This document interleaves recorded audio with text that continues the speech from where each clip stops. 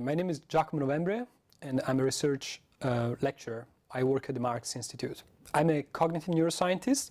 I'm interested in the brain, particularly how the brain works when we are engaged in a social interaction. I study this sort of behavior in the context of musical interaction. So I use music as a means to understand how the brain works and how the brain supports our ability to interact with others in dynamical situations.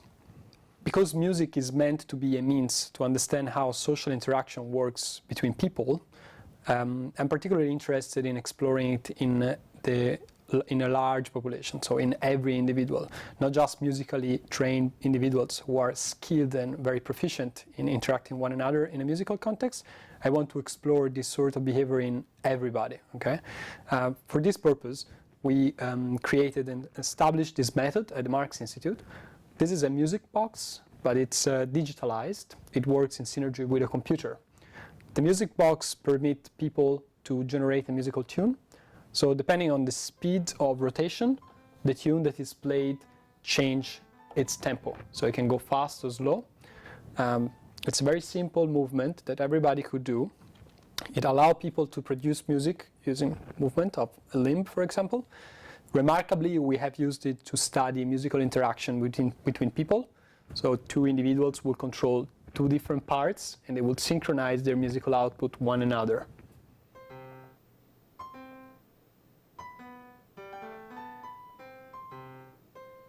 The main interest is to understand how the brain works while people interact in these sort of scenarios. So neuroscience is probably the main discipline here. We record the brain of people using EEG, which stands for electroencephalography. Electroencephalography records the neural activity, electrical activity, elicited by millions of neurons on the cortex, mostly on the cortex.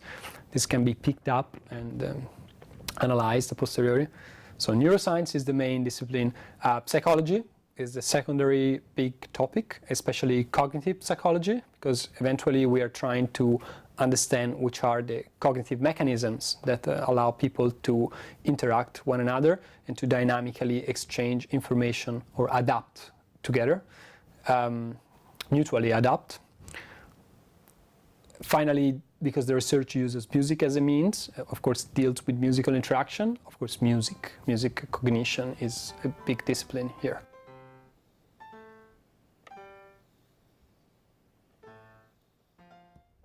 This type of research is meant to address two main topics. The first one is understanding the origins of music. Where does it come from? This sort of device will allow us to study musical production and musical interaction in young individuals who hadn't had the possibility to learn to play an instrument yet. It will give us the possibility also to compare different cultures across the world. So irrespectively of conventions that arise because of a specific cultural environment, this device can be kind of used across different settings and then could allow cross-cultural comparisons to be done. So this is about the ontogenetic and phylogenetic origins of music. The secondary goal is definitely applied. So we could apply this device on rehabilitation and therapeutic interventions, which in the past have used mostly music perception, but not much music production at all, and almost never musical interaction. So the goal would be to use this device in trying to treat or understand pathologies that deal with social disorders.